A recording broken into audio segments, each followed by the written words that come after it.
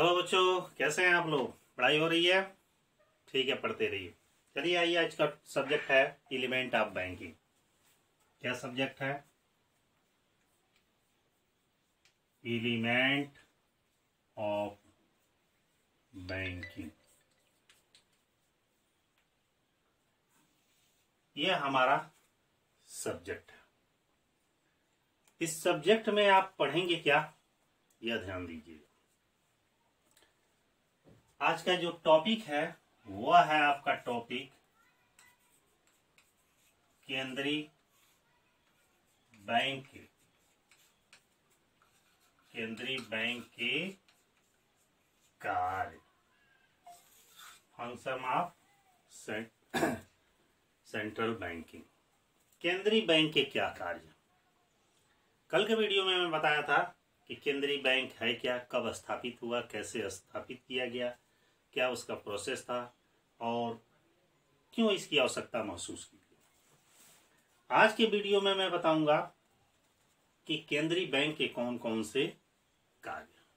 ठीक है, ध्यान दीजिएगा कार्यों के बारे में। पहले इंडिकेट कर दे रहे हैं आपको कौन कौन से कार्य। सबसे पहला कार्य है नोट निर्गमन का एकाधिकार। क्या काम है? नोट निर्गमन का एकाधिकार।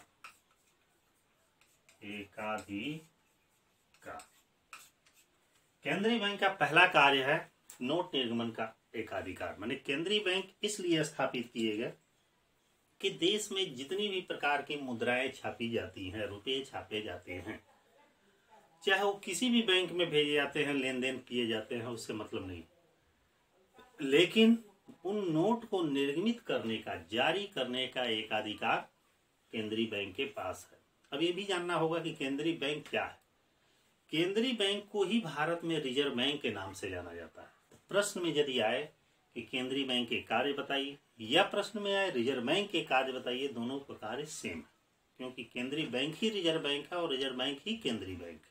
ठीक है, तो नोट निर्गमन का एकाधिकार मतलब कि जितने भी नोट छापे जाते हैं, जिसमें से 1 रुपए के सिक्कों को छोड़कर, 1 रुपए के नोटों को छोड़कर बाकी सभी प्रकार के नोट, 2 रुपए, 5 रुपए, 10, 20, 50, 100, 200, 500, 2000, जितने भी नोट छापे जाते हैं सारे नोट रिजर्व बैंक छापता है। ठीक है। दूसरा है सरकार का बैंकर एवं एजेंट। सरकार का बैंकर व एजेंट। ठीक है। रिजर्व बैंक का दूसरा कार्य है कि यह सरकार का बैंक है और एजेंट, दोनों ही। बैंक कैसे है? क्योंकि रिजर्व बैंक में जितने भी नोट छापे जाते हैं, इस सारे नोटों को इसके जितने भी बैंक है उसमें डिस्ट्रीब्यूट किया जाता है। जितने भी बैंक में नोट जमा होते हैं वो सब रिजर्व बैंक में जाता है। रिजर्व बैंक का नोट इस बैंक में आता है। इस सरकार को पैसे की आवश्यकता होती है तो रिजर्व बैंक से लेता है। इसलिए रिजर्व बैंक को अर्थात केंद्रीय बैंक को सरकार का बैंकर का कहा गया। एजेंट क्या है कि सरकार के लिए जो बैंक कार्य करता है, ये बैंक किसके लिए कार्य करता है? सरकार के लिए, देश के लिए करता है, इसलिए ये एजेंट के रूप में भी कार्य करता है। तीसरा है बैंकों का बैंक। बैंकों का बैंक। बैंकों का बैंक इसलिए कहा गया है कि रिजर्व बैंक अर्थात केंद्रीय बैंक ही एक ऐसा बैंक है जो समस्त बैंकों पर नियंत्रण करता है। चाहे जितनी भी बैंक है, गवर्नमेंट या प्राइवेट सेक्टर के सभी बैंक हैं, उन सभी पर नियंत्रण, रूल रेगुलेशन, जो भी एक्ट वगैरह है, नियमावली वगैरह है, सब रिजर्व बैंक अर्थात केंद्रीय बैंक के द्वारा बनाया जाता है। इसलिए इसे बैंकों का बैंक कहा जाता है। मतलब जितने भी देश में बैंकें संचालित हैं वो सब केंद्रीय बैंक के अधीन कार्य करती है, उसके दिशा निर्देश के अनुसार कार्य करती है। ठीक है। अगला है विदेशी विनिमय कोषों का संरक्षक। कोषों का संरक्षक। जो रिजर्व बैंक है वो विदेशी विनिमय कोषों का संरक्षक है। मतलब फॉरेन मनी या फॉरेन एक्सचेंज जितने भी किए जाते हैं, मतलब हमारी करेंसी को दूसरी करेंसी में, दूसरी करेंसी को अपने करेंसी में चेंज करने का, उस पर नियम बनाने का, उस पर दिशा निर्देश देने का सारा काम केंद्रीय बैंक करता है, अर्थात रिजर्व बैंक करता है। ठीक ना। अगला है व्यापारिक बैंकों के लिए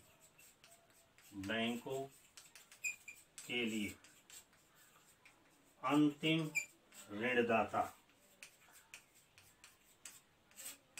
जो केंद्रीय बैंक है वो अन्य बैंकों के लिए, जितने भी व्यापारिक बैंक है जैसे central bank, state bank, Punjab bank, दुनिया भर के बैंक है, इस सभी बैंकों के लिए क्या है, अंतिम ऋणदाता का काम है, करता है। मतलब ये हुआ कि इन बैंकों को जब भी पैसे की आवश्यकता हुई, धन की आवश्यकता होती है, तो कहाँ मांगने जाएंगे। कभी कभी ऐसे भी सिचुएशन आती है इन बैंकों को भी पास पैसा नहीं रहता है, तो ऐसी कंडीशन में रिजर्व बैंक ही इनको सहायता प्रदान करता है, कर्जा देता है, ऋण देता है या सुविधा देता है। इसलिए इसे कहा गया है कि व्यापारिक बैंक बैंकों के लिए अंतिम ऋणदाता के रूप में भी यह कार्य करता है। अगला, समाशोधन की सुविधा। समाशोधन गृह की सुविधा। समाशोधन गृह की सुविधा का मतलब है कि जितने भी हमारे चेक, ड्राफ्ट, बिल वगैरह जमा होते हैं उनको क्लियरिंग करने का, क्लियरिंग हाउस होता है, हर जिले में होता है, तो क्लियरिंग करने का भी कार्य कौन करता है, केंद्रीय बैंक करता है। क्योंकि उसी के निर्देशानुसार चेकों का, ड्राफ्ट का, बिलों का क्लियरेंस किया जाता है, अर्थात एक बैंक का चेक दूसरे बैंक में पेमेंट किया जाता है। ये कौन सा गाइडलाइन जारी करता है, रिजर्व बैंक अर्थात केंद्रीय बैंक जारी करता है। अगला लास्ट है साख पर नियंत्रण। साख पर नियंत्रण। केंद्रीय बैंक ही एक ऐसा बैंक है जो साख पर नियंत्रण करता है। यहां ध्यान दीजिएगा, क्वेश्चन ये आता है कि व्यापारिक बैंक और केंद्रीय बैंक दोनों का संबंध साख से है, मगर साख पर नियंत्रण, साख प्रदान कौन करता है, व्यापारिक बैंक करता है, लेकिन साख पर नियंत्रण कौन करता है, रिजर्व बैंक अर्थात केंद्रीय बैंक करता है। कहने का मतलब ये है व्यापारिक बैंकें हैं, ये कर्जा बांटती रहती हैं, साख देती रहती हैं, उधार देती रहती हैं, लेकिन उनकी भी एक सीमा है। केंद्रीय बैंक दिशा निर्देश देता है कि इस सीमा से अधिक आपको साख नहीं देना है। तो साख पर नियंत्रण करने का कार्य क्यों करता है, केंद्रीय बैंक करता है। नहीं तो ऐसा नहीं रहता तो व्यापारिक बैंक क्या करते, खूब कर्जा बांट देते, पता चलता बाद में कलेक्शन ही नहीं हुआ और बैंक दिवालिया हो गया। तो इसलिए साख पर उधार देने पर नियंत्रण कौन करता है, केंद्रीय बैंक करता है। कन्फर्म। तो इस तरह आप के वीडियो में ये पहला टॉपिक जाने केंद्रीय बैंक के कार्य। आइए एक और क्वेश्चन आप बता देना है, बहुत अच्छे क्वेश्चन है। केंद्रीय बैंक और व्यापारिक बैंक में अंतर। ठीक है, दूसरा टॉपिक हमारा है केंद्रीय बैंक और व्यापारिक बैंक में अंतर। हम इसको दो पार्ट में बांट दे रहे हैं। एक और कर दे रहे हैं केंद्रीय बैंक और दूसरे ओर कर दे रहे हैं व्यापारिक बैंक। ठीक है, दोनों को फर्स्ट पॉइंट, सेकंड पॉइंट ज्यादा नहीं बताएंगे, थर्ड पॉइंट, फोर्थ पॉइंट और 5। ठीक है, 5 पॉइंटों में ही बता देना, ध्यान दीजिएगा। केंद्रीय बैंक और व्यापारिक बैंक में क्या अंतर।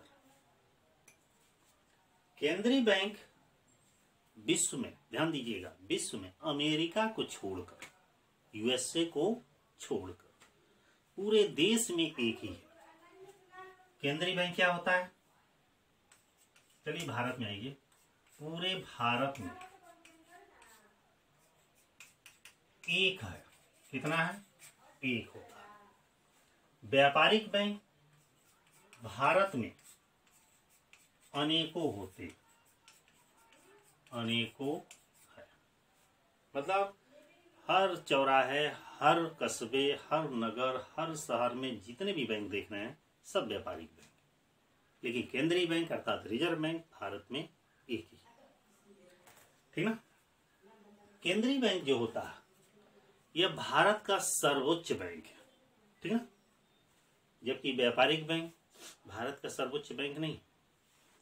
अगला, केंद्रीय बैंकों को, इन बैंकों को पत्र मुद्रा निर्गमन का एकाधिकार है, लेकिन व्यापारिक बैंकों को पत्र मुद्रा, पत्र या कोई भी मुद्रा, कोई मुद्रा निर्गमन का अधिकार नहीं है। क्या होता है? अधिकार नहीं है। ठीक है? तीसरा पॉइंट, केंद्रीय बैंक में यदि बैंक या सरकार धन लेती है, बैंक या सरकार धन लेती, ऐसे छोड़िए उसको, ऐसे समझिए, केंद्रीय बैंक में आम जनता पैसा जमा नहीं कर सकती। केंद्रीय बैंक में आम जनता धन नहीं जमा करती। इसमें आम जनता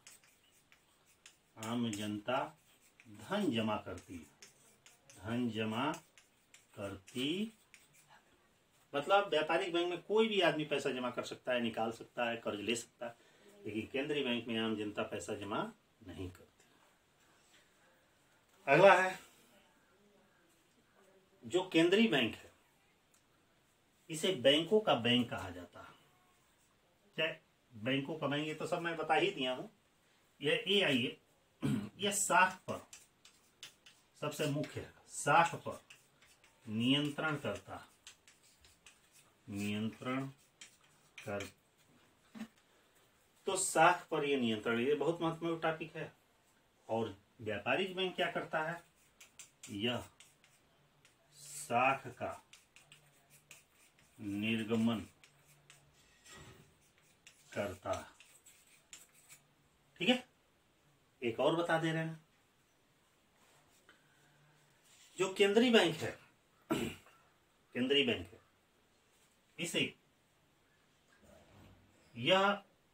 इसे बैंकों का बैंक कहा जाता है। बैंकों का बैंक कहा जाता है। इसे बैंकों का बैंक नहीं कहा जाता है, क्योंकि सब बैंक अपने आप में स्वतंत्र बैंक होते हैं। यह बैंकों का बैंक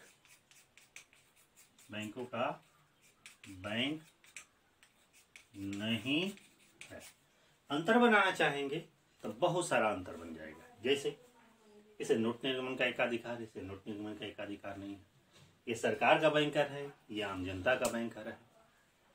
अगला, ये साख पर नियंत्रण करता है, साख का निर्गमन करता है। ये सामने जो दिया गया है ये सब केंद्रीय बैंक है, और इसके विपरीत जो होगा वो व्यापारिक बैंक है। तो इस तरह ये पॉइंट सारे नोट कर लीजिएगा। ये बोर्ड के एग्जाम में क्वेश्चन आता है कि केंद्रीय बैंक के कार्य बताइए, केंद्रीय बैंक या रिजर्व बैंक के कार्य बताइए, तो ये सब आप नोट कर लीजिएगा। ये भी क्वेश्चन पूछता है कि केंद्रीय बैंक और व्यापारिक बैंक में अंतर बताइए, तो ये टॉपिक नोट कर लीजिएगा। तो ठीक है, तो इसी के साथ आज का वीडियो हमारा समाप्त हुआ। आज के वीडियो में बस यही 2 टॉपिक जाने, केंद्रीय बैंक के कार्य और केंद्रीय बैंक व्यापारिक बैंक में अंतर। इस अंतर के साथ वीडियो समाप्त होता है, लेकिन मैं चाहूँगा जो हमारे चैनल पर नए हैं हमारे चैनल को एक बार सब्सक्राइब जरूर करें। और वीडियो देखने के बाद से आप लोग का मैं रिकॉर्ड देखा हूँ कि लगभग 50% बच्चे हैं जो नॉन सब्सक्राइबर है, सब्सक्राइब नहीं किए हैं, फिर भी वीडियो देखते हैं, न उस पर लाइक करते हैं, न चैनल को सब्सक्राइब करते हैं। भाई ऐसी नाराज़गी क्यों है? इसलिए आप चैनल को सब्सक्राइब करेंगे तो आपको ही को बेनिफिट है कि आगे आने वाला वीडियो आपको मिल जाएगा। तो फिर कल वीडियो में हम नए वीडियो के साथ मिल रहे हैं, तब तक के लिए